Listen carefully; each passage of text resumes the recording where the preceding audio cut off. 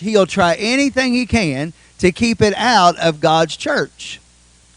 If you're ignorant of the word, then you don't have anything to stand on. If you don't know any word, you don't have anything to stand on. If you're sick, listen. How do you know that God's a healer? Lest you find the word that tells you and proclaims to you the promise that God gave you, that proclaims that by the stripes of Jesus, you were healed. It's the word. Let's talk about when we're confused and we live in a world that's full of depression. So much of it in the church. I'm talking about especially in our country right now. We talk about the world creeping into the church. Well, they're not creeping. The enemy's not creeping. God's people are allowing him in. He can't just come in. Amen.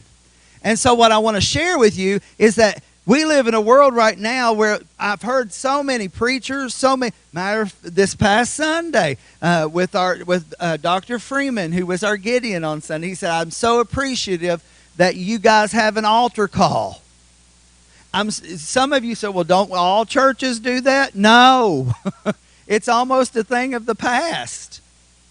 Why? Because if you never, oh Lord, now here we go. If you never preach the full gospel, the whole counsel of God, if you're never preaching the word at all, then there's no need to have an altar call, because there's no addressing of Jesus, and there's no addressing of why Jesus came. And there's definitely, if you're not going to mention all that, then you're definitely not going to mention that there's a sin issue in the human heart. So if the enemy has got this thing wrapped up in a pretty package, someone just shared a few weeks ago to me, and they said, I went, and you will never find this preacher talking about another church. So if you want to come and talk about another church, go somewhere else, because I'm not talking about another church. But I will tell you practices that go on in church that are not biblically healthy. Book studies. When your Sunday morning service is just about a book, not the Holy Bible, it's just about a book you've been reading, and you want to share 3 points from the book. Well, who knows you even read the book? You can just get a summary. I'm telling the truth. And that's all the flock's getting.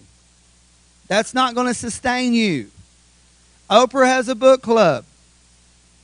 Jesus he doesn't need a club because he only put out one book.